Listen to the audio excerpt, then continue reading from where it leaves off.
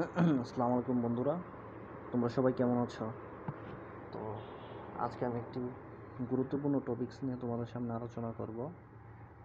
সেটা হচ্ছে যে আমাদের সামনেই অনার্স চতুর্থ বর্ষ প্রাণীবিজ্ঞান বিভাগের পরীক্ষা। তো সময় কিন্তু খুব বেশি দিন নেই।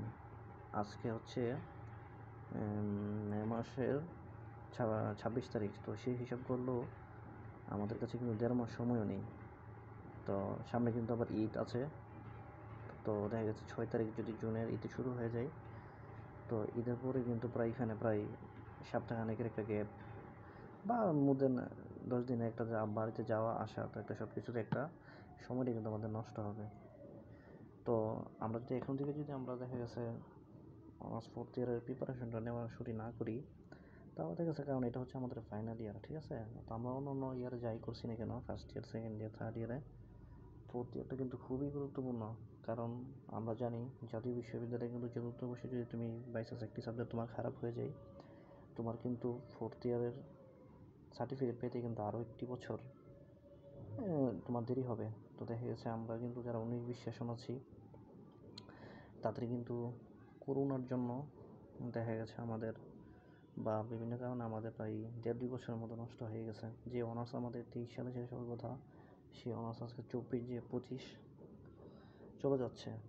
তো রেজাল্ট পেতে পেতে আমাদের নভেম্বর হয়ে যাবে। তো আমরা যদি এখন থেকে পড়াশোনা শুরু করি, তো দেখা গেছে এখানে প্রথম হয়তো বা আমাদের একটা রুটিন ছিল জাতীয় বিশ্ববিদ্যালয় থেকে, ওই রুটিনটা আবার কিন্তু তারা চেঞ্জ করছে। তো এখন মার্শাল্লাহ একটা খুব ভালো একটা সময় দিছে। তো এখন এই যে রুটিন দিতেছে, ঠিক আছে? তো আমি এটা আমার নিজের মধ্যে করে কিছু আমি বলবো। এই রুটিনটার মধ্যে দেখা গেছে কি আমাদের কিন্তু প্রথম দিন কিন্তু আমাদের যে পরীক্ষাটা, এই যে আমি খাতাটা আমি দেখাচ্ছি, এই যে প্রথম দিন হচ্ছে আমি কিন্তু লিখলাম না এখানে জুলজি, হ্যাঁ, প্রাণীবিজ্ঞান। তো এটা হচ্ছে 8 তারিখ 7 মাস 2025, অর্থাৎ তখন কিন্তু আমাদের অ্যাপ্লাইড অ্যান্ড ইকোনমিক জুলজি যে পরীক্ষাটা শুরু হবে। তো এই পরীক্ষাটার জন্য আমরা যদি দেখা যায়, এটা খুব একটা ইজি সাবজেক্টই প্রাণীবিজ্ঞানের। তো মোটামুটি এটা কিন্তু ভালো ধারণা থাকতে হবে, ঠিক আছে? বিভিন্ন প্রাণী যেগুলো আমাদের অর্থনৈতিকভাবে আমরা লাভবান হয়ে চাষাবাদ করি, সেগুলো নিয়ে আলোচনা হবে। তো আমরা দেখা গেছে এই পরীক্ষাটার জন্য যদি আমরা বেশি 3-4 দিন যদি আমরা পড়াশোনা করি, এটা কিন্তু আর কিছু থাকে না। তো আমাদের প্রাণীবিজ্ঞানে কিন্তু সবচেয়ে যেটা আমরা একটু হার্ড, একটু তুলনামূলক ফোর্থ ইয়ারের, এই যে জেনেটিক্স ইঞ্জিনিয়ারিং যেটা, এই যে জেনেটিক ইঞ্জিনিয়ারিং অ্যান্ড বায়োটেকনোলজি। তো এটা কিন্তু দুইটা পার্টে কিন্তু 80 মার্কস। তো দুইটা নাম মার্কস, দুইটা মিলে যদি আমরা 40 পেয়ে যাই, 32 পেয়ে যাই, তখন কিন্তু আমরা সেটাতে পাস করবো, ঠিক আছে?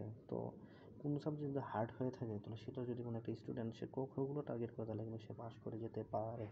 তো জেনেটিক ইঞ্জিনিয়ারিং অ্যান্ড বায়োটেকনোলজিটা কিন্তু মোটামুটি, এই যে বায়োটেকনোলজিটা কিন্তু আমরা নবম দশম আমি ইন্টারমিডিয়েটে পড়েছি। জেনেটিক ইঞ্জিনিয়ারিংটা একটু তুলনামূলক নবম দশম বা ইন্টার আমরা বিস্তারিত ছিল না। তো এটা কিন্তু আমরা খুব ফোকাস করে দেখতে পারবো। আমরা খেয়াল করে দেখবো 9, 10, 11, 12 মধ্যে আমরা 4 দিন সময় পাই। তো এটা কিন্তু আমরা এখন থেকে পড়া শুরু করতে হবে, ঠিক আছে? আর তারপর হচ্ছে তোমার 16 তারিখে যে পরীক্ষাটা, সেটা হচ্ছে বায়োস্ট্যাটিক্স অ্যান্ড রিসার্চ গবেষণা পদ্ধতি, যেটা হচ্ছে থিওরিক্যাল, আর বায়োস্ট্যাটিক্স এটা হচ্ছে অঙ্ক আছে। তো আমরা যদি জীব পরিসংখ্যানটা যদি, যাতে আমরা অঙ্কটুকুগুলো করা হয়নি, আমরা যদি এখন পরিসংখ্যান করে এগুলো শুরু করি, দেখা গেছে তুমি যত বেশি করবা তত বেশি কিন্তু তোমার মধ্যে কনফিডেন্স চলে আসবে এবং তুমি কিন্তু খুব ভালো করতে পারবা। তো এটা কিন্তু এখন থেকে শুরু করতে হবে, ঠিক আছে? খেয়াল করে দেখবা এখন মধ্যে 14-15 2 দিন কিন্তু সময় আছে, ঠিক আছে? তুমি যদি না করো, পরীক্ষার মধ্যে কিন্তু তুমি, পরীক্ষার আগে কিন্তু তুমি দেখা গেছে গাবড়ে যাবা। তো 20 তারিখ কিন্তু মাইক্রোবায়োলজি, অণুজীব বিজ্ঞান, বিজ্ঞান, এটা একটা থিওরিক্যাল সাবজেক্ট, মজার একটা সাবজেক্ট। তো এটা যদি আমরা এখন থেকে খুঁটিনাটি যে বোর্ডগুলো আমরা পড়ি, কমপক্ষে বিগত 4টা বোর্ড ভালো করে পড়তে হবে। এবং পাশাপাশি ইদানিং কিন্তু আমাদের রিসেন্ট যে 2টা, যেমন সেকেন্ড ইয়ার থার্ড ইয়ার যে পরীক্ষাগুলো হয়েছে, এর প্রতি কিন্তু প্রশ্ন রিপিটের হার খুব কম। তো আমাদের কিন্তু এখন মেইন বইয়ের ধারণা রাখতে হবে, যেখানে যেখান থেকে তোমার প্রশ্ন করুক, সেখান থেকে তুমি আনসার করতে পারো। তারপরে কোনো তুলনামূলক নিচের যে সাবজেক্টগুলো, যেমন আমাদের 23 তারিখ হচ্ছে প্যারাসাইটোলজি বা পরজীবীবিদ্যা যে পরীক্ষাটা আছে। তো আমরা এখানে মাত্র দিয়া 2 দিন সময় পাচ্ছি। তো প্যারাসাইটোলজি হচ্ছে এই সাবজেক্টটা কিন্তু একটা মজার সাবজেক্ট। তো এটি কিন্তু আমরা গাইড পাশাপাশি মেইন বইটা যদি আমরা গুরুত্বপূর্ণ টপিকসগুলো করি, এখানে কিন্তু একটা ভালো নাম্বার আনা সম্ভব। তারপরে হচ্ছে 27 তারিখ সেম বন্ধ দিছে এন্টোমোলজি, কীটতত্ত্ব। এটাও কিন্তু আমাদের বোর্ড বইয়ের পাশাপাশি বিগত 4টা বোর্ড ভালো করে পড়তে হবে।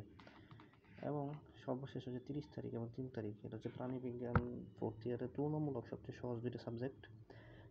সহজ হলেও কিন্তু তুমি এখানে অনেক টপিক্স আছে, তুমি কিন্তু দেখা গেছে এগুলো ক এবং খগুলা তুমি নিজে না লিখলে, নিজে যদি না পড়ো বই, তাহলে কিন্তু তুমি পরীক্ষা আনসার করতে পারবে না।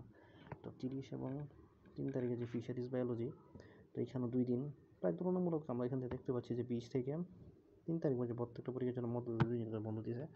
এগুলো যদি আমরা রিল্যাক্সে পড়াশোনা করি, যেমন ফিশারিজ, যেমন বনের মধ্যে যে প্রাণীগুলো আছে, ফিশারিজ মানে মৎস্য মানে মাছ বিষয়ক যে জীববিজ্ঞান, যেমন সমুদ্রের মাছ, স্বাদুপানির মাছ, নদীর মাছ।